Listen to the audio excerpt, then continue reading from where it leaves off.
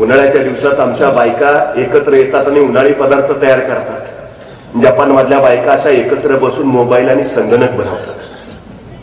आमची पोरं मोबाईलवर आणि कॉम्प्युटर गेम खेळतात, तर जपान मध्ये आमच्या पोरांच्या वयाची पोरं बसल्या बसल्या मोबाईल तयार करून विकतात।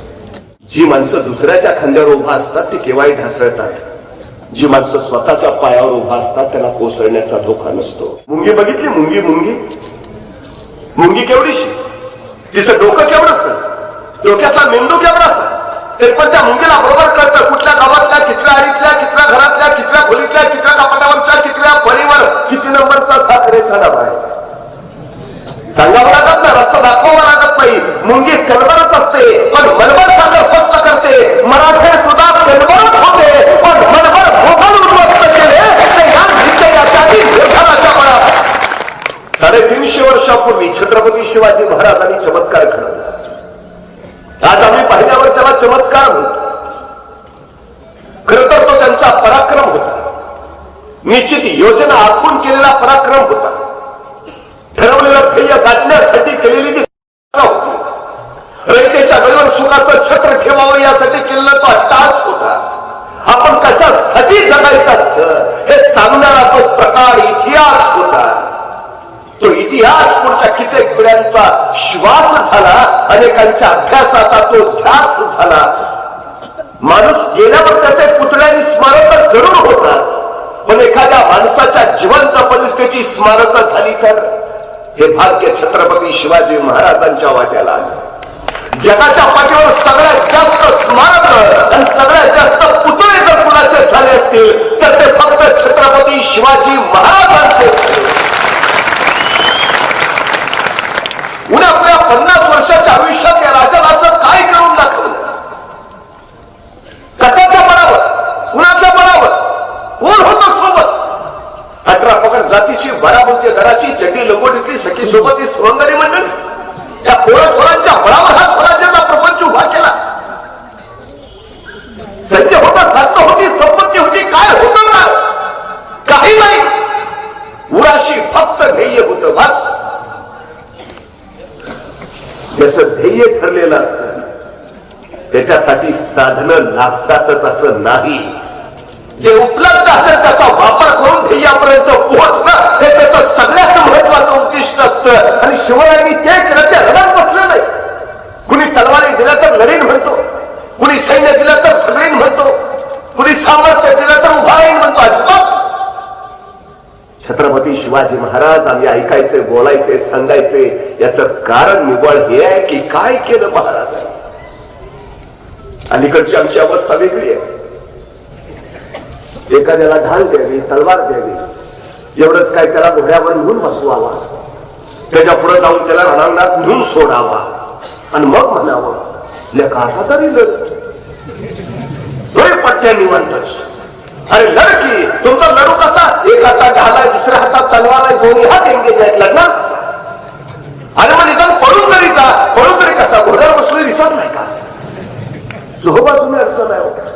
मुंगी बघितली? मुंगी मुंगी मुंगी केवढीशी, तिचं डोकं केवढंसं, डोक्याचा मेंदू केवढासा, तरी पण त्या मुंगीला बरोबर कळतं कुठल्या गावातल्या, कितव्या आळीतल्या, कितव्या घरातल्या, कितव्या खोलीतल्या, कितव्या कपाटावरच्या, कितव्या फळीवर किती नंबरचा साखरेचा डबा आहे। सांगावं लागत ना, रस्ता दाखवावा लागत नाही। मुंगी कणबरच असते पण मनभर सागर फस्त करते। मराठे सुद्धा कणबरच होते पण मनभर भोगल उद्ध्वस्त केले ते या विजयासाठी निर्धाराच्या बळावर। तुमच्याकडे तलवार नसली चालेल, तुमच्याकडे निश्चय हवा, तुमच्याकडे सैन्य नसलं चालेल, तुमच्याकडे निर्धार हवा, तुमच्याकडे सामर्थ्य नसलं चालेल, तुमच्याकडे जिद्द हवी, त्याच्या बळावर तुम्ही वाटेल ते मिळवू शकता। हा सगळ्यात मोठा महामंत्र शिवरायांनी आम्हाला दिला। कोण होतं सोबत महाराजांच्या? घराला उन्हातली डोंगर दऱ्यातली पोरं, त्या व्यायामशाळेत जशी सगळी पोरं एकत्र येत असतील आणि व्यायाम करत असतील तशीच पोरं महाराजांच्या अवतीभोवती गोळा होती।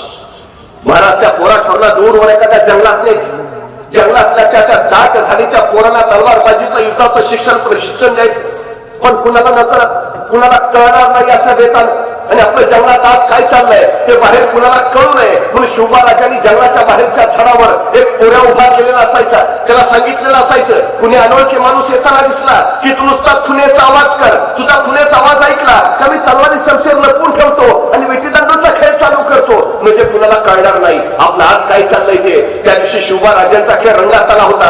आपल्या सोबत त्यांना तलवार बाजूचं युद्धाचं प्रशिक्षण दिलं जात होतं. त्यामुळे जंगलाच्या बाहेरच्या झाडावर एक खुनेचं पोरगं टेहळणी करत बसलं होतं. त्यामुळे त्याला दिसलं एक 15-16 वर्षाचं रांगडं पोरगं येताना. तसं खुनेचा पोर थरारलं, नीट निर्जून बघितलं, येणारं पोर अनोळखी वाटलं. तसं बसल्या जागेवरून त्यांनी हुबेहूब मोराचा आवाज काढला. मोराचा आवाज म्हणजे खून. शिवबाराजांना कळवायची की कुणी अनोळखी येतंय, सावध राहा. शिवबाराजांनी मोराचा आवाज ऐकला. आपल्या सोबत्यांना सांगितलं, अरे तलवारी शमशेर लपवून ठेवा, विटी दांडूचा खेळ चालू करा, कुणी अनोळखी येत आहे. पोरांनी तलवारी लपवल्या, विटी दांडूचा खेळ चालू झाला. तोपर्यंत जंगलाच्या बाहेरच्या झाडावरचं ते खुनेचं पोरगं टप्पदिशी खाली पडलं होतं. 15-16 वर्षाच्या त्या रांगड्या पोरापुढं उभा राहिलं होतं आणि त्याला दमात घेऊन विचारत होतं, कोण र तू? आणि ते 15-16 वर्षाचं रांगडं पोरगं सांगत होतं, रामोशाचा बहिर्जीजी. काय काम काढलं सर? काही नाही, राजांना भेटायचं होतं. का बोलू की राजांना? मग सांगतो. ते खुन्याचं पोर म्हणलं, तू तर म्हणताच मी राजासनी सांगावं देऊन येतो. खुन्याचं पोर गात गेलं, राजाला सांगू लागलं, राजा तुम्ही रामोशाचा बहिर्जी आणायची. राजा म्हणले ते पाठवला. बहिर्जी आत आला, राजांपुढे उभा राहिला. राजाने विचारलं, काय काम काढलंस? तसा बहिर्जी म्हणाला, राज आम्हाला मी तुमच्या खेळात घ्या की सामील करून. राजाने विचारलं, काय येतो तुला? सगळं येतं.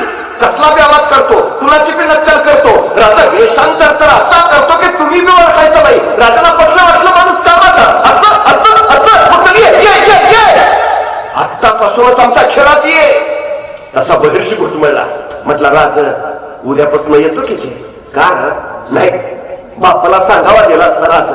राजा म्हणले, ठीक आहे, उद्यापासून. बहिर्जी जायला वळाला, 5-6 पावलं गेला. अचानक काय वाटलं कुणास ठाऊक, बहिर्जी पुन्हा माघार आला. राजाला म्हणाला, राज एक सांगू काजी? राजा म्हणले, बोल. नाही, कुणी अनोळखी माणूस आला तर तुम्हाला कळावं म्हणून तुम्ही झाडावर जो पोऱ्या उभा केलाय त्याला सांगा, ह्या दिवसात मोर ओरडत नाही. नाही, कुणी जाणता माणूस यायचा मोराचा आवाज ऐकायचा, तो विचार करायचा, या दिवसात जर मोर ओरडतच नाही तर आवाज आला कुठून? आई दगव सुंदर राजाने माणसं गोळा केली, तशी दयाखोऱ्यातली गिरिकांवर आपली अचूक ज्ञान सूक्ष्म निरीक्षण असलेली हा बहिर्जी पुढे राजांचा गुप्तहेर प्रमुख झाला. राजा एका रस्त्याने चालले होते. चालता चालता कोण येताना दिसलं समोर. आण दान रान रडायचा ताकदीच हत्तीच्या मदमस्त चालीत चालत होता. राजाने त्याला पहिल्याने वाटलं, हा ताकदीचा कोण हवा आपल्याकडे. राजाने चालता चालता त्याला थोपवला. विचार, काय करतोस रे? मला काही नाही, खातो पितो झोपतो. राजा म्हणजे, येतोच आमच्याकडं, काय करावं लागलं? काही नाही, खायचं प्यायचं झोपायचं आणि कुणी अडवाला असतो का पाहिजे बस. तुम्हाला येतो की ज्याला सामील झाला त्याचं नाव होतं संभाजी कावजी कोंढाळकर. राजाच्या रस्त्याला चालले होते. गावची यात्रा होती, गर्दी दाटलेली. एक 13-14 वर्षाचं पोरगा शलाट अंगाचं, हिरव्या रथ नागिन सळसळावी आतून सळसळत होतं. हातातला दांडपट्टा विजय सारखा फिरवीत होता. त्याचा तो वेग बघितल्याने राजाला म्हटलं, हा पोर हवा आपल्याला. खेळ संपला, गर्दी लागली. राजाच्या 13-14 वर्षाच्या पोराजवळ गेले, त्याला विचारलं, नाव काय रे तुझं? तसं ते पोर म्हणाले, जीवा महालाजी. येतोस आमच्याकडे, काय करावं लागेल? काही नाही, इथं जसा दांडपट्टा फिरवतोस ना तसाच आमच्याकडून फिरवायचा बस. तुम्हाला येतो की जे आला सामील झाला, जीवा महाराज शिवरायांचा झाला. कोण माणसं आहे? कुठली माणसं आहेत? रानावनातली, गुरामागे हिंडणारी, झाडांची फळं तोडणारी, रानावनातली ही पोरं ठोरं घेऊन शिवाजी महाराजांनी स्वराज्याचा प्रपंच उभा केला. बघता बघता एक कोट होणांचं राज्य उभा केलं. कुणाचं राज्य? कुणासाठी? शिवरायांनी आपल्या राज्याचं नाव काय ठेवलं? शिवराज्य नाही, स्वराज्य. स्व माझं राज्य. संस्कार करावा. स्वराज्य माझं राज्य, अरे माझा आहे ना, मलाच लढलं पाहिजे, मलाच झगडलं पाहिजे, मलाच सुजलं पाहिजे, मलाच सुनेलं पाहिजे. युर्मीच्या प्रत्येकात रुसली भरली फुलली आणि मग इथली माणसं मातीसाठी लढायला मरायला झुंजायला सिद्ध झाली. महाराजांनी कधीच कुणाला सांगितलं नाही मी सांगतोय म्हणून ये, अजिबात नाही, अजिबात नाही. आणि दिलं काय महाराजांनी या आलेल्या पोराठोरांना? हा जिवा आला, संभाजी आला, तानाजी आला, बाजी आला, यसाजी आला, कोंडाजी आला. पगार किती होता? 8वा वेतन आयोग. काय दिलं होतं महाराजांना? नंतर महाराजाला कोंडाला घ्यायचा होता. मग महाराज काय तानाजीला असं म्हटले, ताना तेवढा कोंडाला घे, मग महानगरपालिकेच्या तिकिटात तुझं बघतो. काही नाही दिलं. महाराजांनी स्पष्ट सांगितलं मी म्हणतोय म्हणून नको येऊस. तुला जर वाटत असेल तुझ्या पोरीबाईंच्या सुरक्षित राहावी तर ये. तुला जर वाटत असेल हे तुझं राज्य तुझंच राहावं तर ये.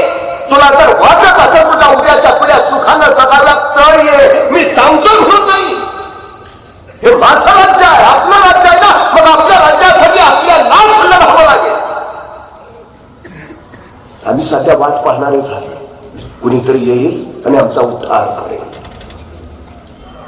प्रत्येक प्रश्नाकडे आम्ही इतरांकडे बोट दाखवतो. ही जबाबदारी आपली नव्हेच.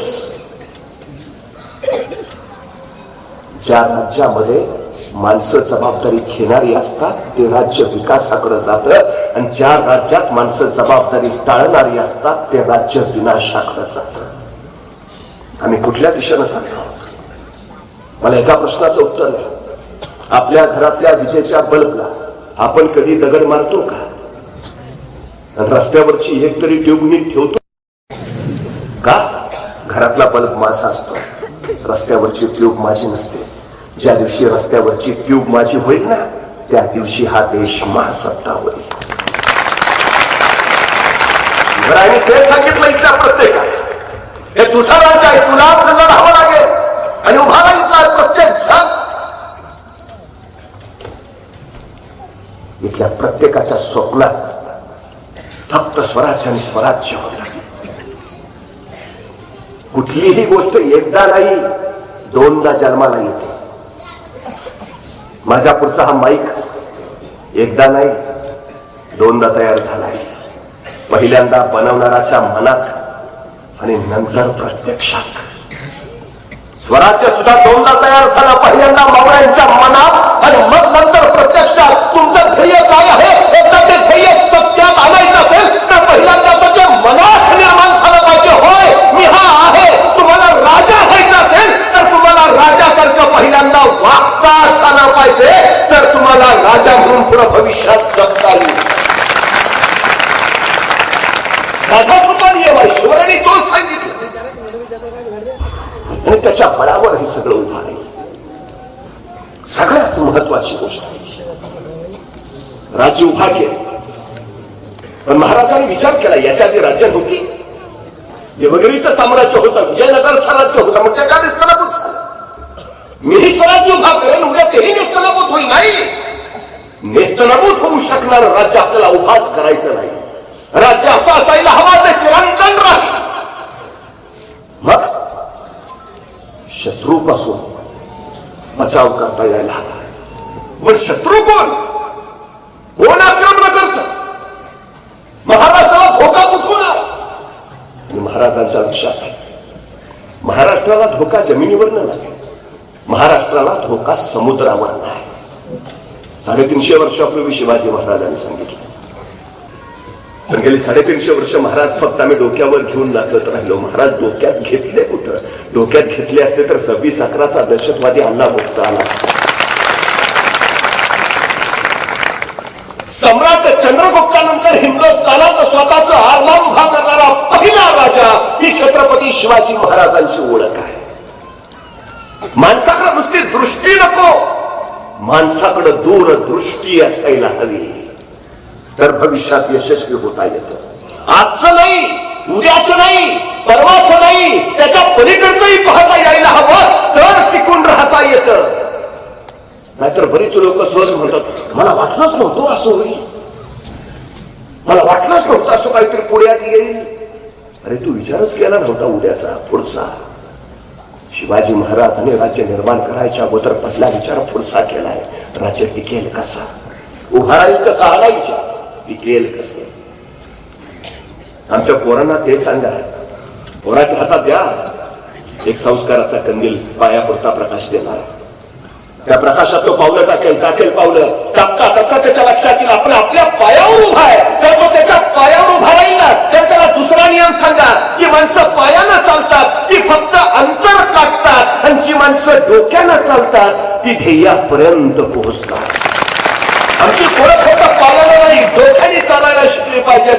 एकदा तो डोक्याने चालायला लागला की त्याला तिसरा नियम सांगा, आपल्या डोक्यात आणि आपल्या शेतात काय पिकत, याच्यापेक्षा बाजारात काय विकत हे ज्याला कळतं तो जगाच्या बाजारपेठेत उभा आहे. हे कळालं शिवरायांना. तुम्हाला माहिती आहे, स्वातंत्र्य चळवळीचा इतिहास जर तुम्ही कधी वाचत असाल तर अनेक भारतातील लोक परदेशात शिकायला गेले. दर्जी साहेब काय शिकायला गेले? सगळे बॅरिस्टर व्हायला गेलेत. मला प्रश्नच पडतो, म्हणजे देशाला स्वातंत्र्य मिळायच्या आधी जेवढी इथनं लोक परदेशात शिकायला गेली सगळे बॅरिस्टर, म्हणजे त्यांना माहिती होतं का स्वातंत्र्य मिळाल्यावर इथं फक्त भांडणच होणार आहे, त्यामुळे वकिलाची गरज पडणार आहे. एकच संशोधनासाठी गेल्याची नोंद, डॉक्टर व्हायला गेल्याची नोंद, विज्ञानाचा अभ्यास करायला गेल्याची नोंद आहे. सगळे बॅरिस्टर. भविष्य कळलं होतं त्यांना काय घडणार आहे 70 वर्षात पुढे देशात. आमच्या पिढीला पुढचं देशाचं भविष्य काय माहिती आहे, कुठला काळ असेल, कुठल्या क्षेत्राचा काळ असेल, कुठल्या क्षेत्रात जायला हवं, काय करायला हवं, हे आत्ता विचार करायला हवा. हा दूरदृष्टीचा सगळ्यात मोठा भाग आहे. हे सगळ्यात महाराजांनी चोख हारमार उभा केले. तर तो काय इंग्रजांकडनं, जहाज इंग्रजांकडनं, दारुगोळा डचांकडनं. महाराजांनी विचार केला,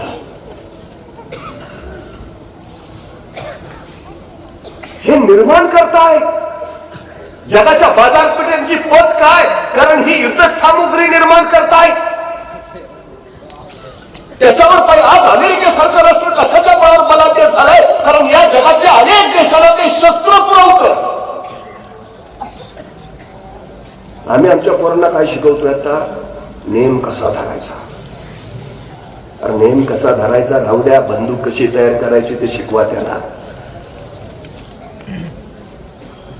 याचा अर्थ हिंसेचं मी समर्थन करत नाही, तो विषय नाही. उन्हाळ्याच्या दिवसात आमच्या बायका एकत्र येतात आणि उन्हाळी पदार्थ तयार करतात. जपान मधल्या बायका अशा एकत्र बसून मोबाईल आणि संगणक बनवतात. आमची पोरं मोबाईलवर आणि कॉम्प्युटर गेम खेळतात, तर जपान मध्ये आमच्या पोरांच्या वयाची पोरं बसल्या बसल्या मोबाईल तयार करून विकतात. काय शिकायला पाहिजे? विज्ञान, निर्माण, सृजनशीलता, निर्मिती क्षमता. दुर्दैवानं आमच्यात ती राहिलीच नाही. शिवाजी महाराज यशस्वी का झाले? कारण शिवरायांच्यामध्ये सृजनशीलता आहे, निर्मिती क्षमता आहे.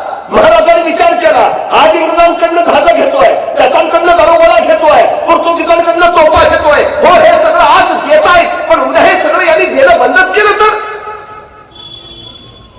जी माणसं दुसऱ्याच्या खांद्यावर उभा असतात ती केव्हाही ढासळतात. जी माणसं स्वतःच्या पायावर उभा असतात त्यांना कोसळण्याचा धोका नसतो. स्वराज्य कोसळू द्यायचं नसेल तर ते स्वतःच्याच पायावर उभं राहायला हवं. महाराजांनी पहिलं जर काही काम केलं असेल तर कोकणातल्या पुण्या बिचोलीला दारुगोळ्याचे कारखाने काढले, रत्नागिरी जिल्ह्याच्या विजयदुर्गला जहाज बांधायचा कारखाना काढला, मुंबई जवळच्या कल्याणला आरमाराची गोदी काढली. जे स्वराज्यासाठी गरजेचं आहे ते स्वराज्यातच निर्माण व्हायला हवं. आमची पोरं इंडियन आणि सायकल जायला मिळेल. I love my India. आणि मार्केट कुणाचं वाढवतो? चायनाच. आमची पोरं का अशी निर्मिती करत नाहीत. लहानपणापासून दर्जी साहेब मला प्रश्न पडतो, किती दिवस आमच्या पोरांनी न्यूटन्स लॉ वाचायचा, किती दिवस Einstein formula, Patil's rule, More's formula, Deshmukh law का नाही आमच्या पाठ्यपुस्तकात? निर्मिती क्षमता, सृजनशीलता हा गुण आम्ही विसरलो, जो शिवाजी महाराजांनी आम्हाला निर्माण करून दिला.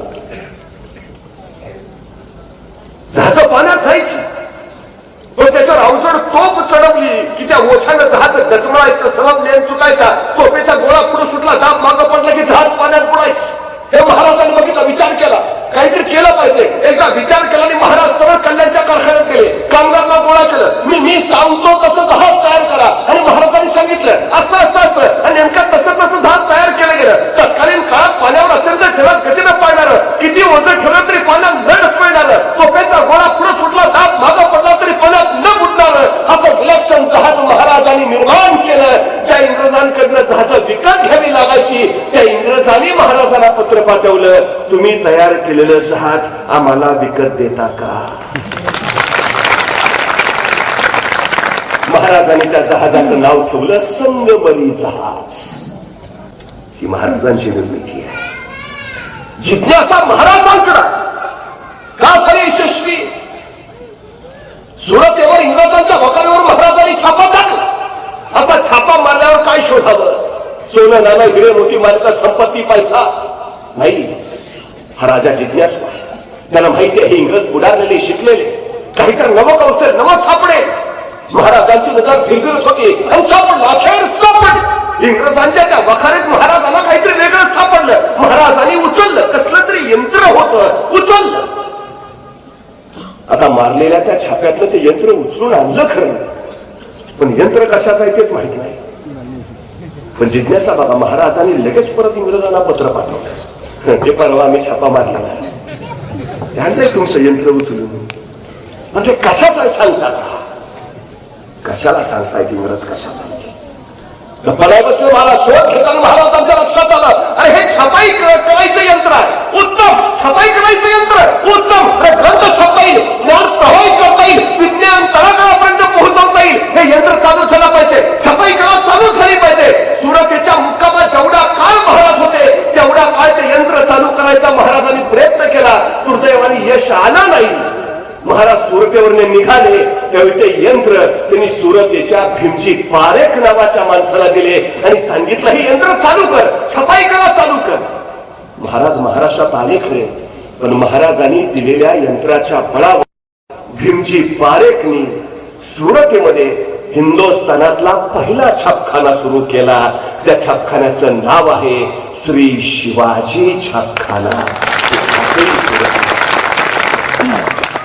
छपाई कलेचा विचार महाराज गेल्या 350 वर्षापूर्वीच करतायत. उद्याचा काळ कसाच आहे? हो, ग्रंथांचा पुस्तकांचा ज्ञानाचा.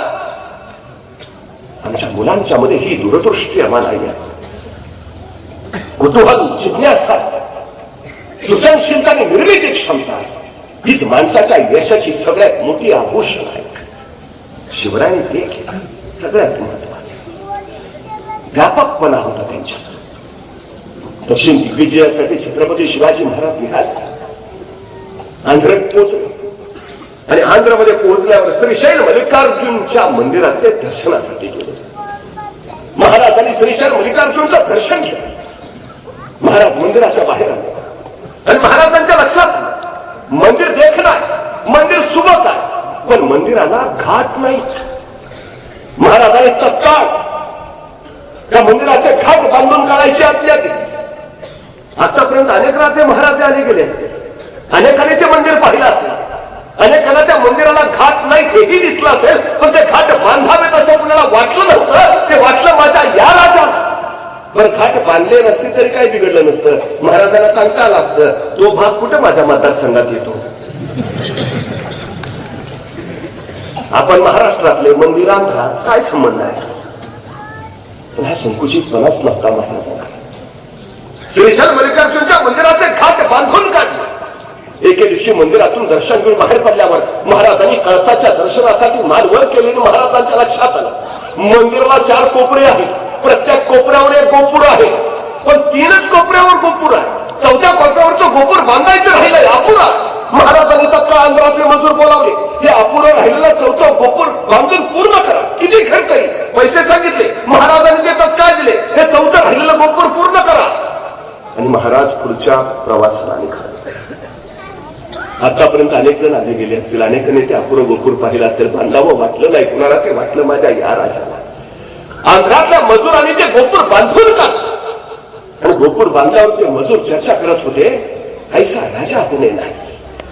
अनेक जण राजे गेले, पण हे अपुरं काम करावं असं कुणाला वाटलं नाही. ते या जगाच्या राजाला वाटलं, अरे हा राजा सतत आपल्या समोर दिसायला हवा, आपल्या समोर असायला हवा, आपल्याला प्रेरणा देत राहायला हवा. काय करता येईल? आणि एक मजूर म्हणाला, असं केलं तर आपण हे जे चौथं गोपूर बांधलंय, त्या चौथ्या गोपुरात आपण महाराजांचीच मूर्ती बसवली तर उत्तम उत्तम उत्तम आश्चर्य वाटेल. आंध्र प्रदेशातल्या त्या मजुरांनी वर्गाने काढली आणि त्या चौथ्या गोपुरामध्ये छत्रपती शिवाजी महाराजांची मूर्ती बसवली. महाराजांच्या हयातीत महाराजांचं उभारलं गेलेलं हे पहिलं जिवंत स्मारक आहे आंध्र प्रदेश. दक्षिण दिग्विजयानंतर महाराज परत निघाले. येता येता कर्नाटकात आले. कर्नाटकात बेलवडी नावाचं एक ठाणं आहे. सावित्रीबाई देसाई नावाची ठाणेदारीने तिथं राज्य करत होती. नवरा आदिलशाहीचा सरदार होता, तो मरण पावला आणि नवऱ्याच्या पश्चात ठाण्याचा कारभार तीच पाहत होती. आमचा दादाजी नावाचा सरदार, त्याला असं वाटलं की सगळं जिंकतच निघालोय, तर हे बेलवाडीचं ठाणंही जिंकावं. बाई तर आहे, सहज पराभव करता येईल. त्यांनी काय मोजकं सैन्य घेतलं, आता बेलवाडीच्या ठाण्यावर हल्ला चढवला. पण बाई मोठी चिवट आणि चिंतीची, तिनं दादाजीचा सक्षम पराभव केला आणि दादाजीला हा सण संपला. हा पराभव जर महाराजाला कळला तर दादाजीला आमचे प्रचंड सैन्य घेतलं आणि पुन्हा दादा बेलवाडीच्या ठाण्यावर हल्ला चढवला. यावेळी मात्र सावित्रीबाई देसाईंचा पराभव. विजयाच्या उन्मादात दादाजीला सावित्रीबाईला काहीच केलं. महाराजांच्या सामने चला, पण तोच सावित्रीबाई कर्कशी म्हणाली. आपलं तानं बाळ तिनं आपल्या सोबत घेतलं आणि म्हणाली, आता चला. आपलं तानं बाळ घेऊन ती महाराजांच्या सामने उभा राहिली. आपण कैदी आहोत, आपण पराभूत आहोत. हा राजा आता आपल्याला शिक्षा देणार. पण तत्पूर्वी ती सावित्रीबाई सरदेशी पुढे झाली. आपलं तानं बाळ तिनं महाराजांच्या मांडीवर ठेवलं आणि महाराजांना म्हणाली, मी कैदी आहे, मी तुमची दोषी आहे, काय शिक्षा द्यायची ती मला द्या. पण या सगळ्या प्रकारात माझ्या तान्या बाळाचा काही दोष नाही, त्याला दोषीश नको. महाराजांनी स्मित केलं. चिटणीसाला इशारा झाला. चिटणीस दुधाची वाटी घेऊन आला आणि त्या दुधाच्या वाटीतलं दूध महाराजांनी चमच्यानी त्या मांडीवरच्या तान्या बाळाला पाजायला सुरुवात केली. त्याला दूध पाजलं आणि सावित्रीबाई देसाईंकडे बघत महाराज म्हणाले, हा आमच्या मांडीवर आहे ना, तो आमचा भाचा आहे. हा आमचा भाचा आहे, तर तुम्ही आमच्या बहीण झाला. हा कुठला भाऊ बहिणीला सदा फटवतो, कुठला भाऊ बहिणीच्या राज्य बळकावतो, कुठला भाऊ बहिणीला शिक्षा देतो. दादाजी यांचं राज्य यांना परत द्याच, पण आमचा बहीण म्हणून चोळी बांगडीसाठी याला नवराज्य सोडून द्या. आणि आमचा भाचा, त्याच्या दूध भातासाठी वतनाची व्यवस्था करा. त्या सावित्रीबाईला काही कळे ना, कैसा राजा, ऐसा राजा होणे नाही. अरे मी पराभूत कैदी, शिक्षा द्यायचं राहिलं बाजूला, हा राजा मला आपली बहीण मानतो. माझं राज्य तर मला परत देतोच, पण बहीण म्हणून आणखी नवराज्य जोडून देतो. माझ्या मुलाला भाता मानतो, त्याच्या दूध भाताच्या वतनाची व्यवस्था करतो. धन्य धन्य, ऐसा राजा होणे नाही. अरे या राजाची ही कीर्ती लोकांना कळायला हवी, पिढ्या पिढ्या लोकांना ती समजायला हवी. म्हणून या सावित्रीबाई देसाईंनीनं या प्रसंगाची 3 दगडी शिल्प तयार केली. म्हणजे महाराज खाली बसलेत, मांडीवर ते तानं बाळ आहे, महाराज त्याला चमच्याने दूध पाजतायत आणि शेजारी ती सावित्रीबाई देसाई उभा आहे. अशी ती दगडी शिल्प. कधी कर्नाटकात गेलात तर धारवाड नावाचा जिल्हा आहे. त्या धारवाड जिल्ह्यात यादवाड नावाचं गाव आहे. त्या यादवाड गावात एक मारुतीचं मंदिर आहे आणि मारुतीच्या त्या मंदिरात सावित्रीबाई देसाईंनीनं कोरलेलं छत्रपती शिवाजी महाराजांचं हे दगडी शिल्प आहे. महाराजांच्या हयातीत महाराजांचं उभारलं गेलेलं हे दुसरं जिवंत स्मारक आहे.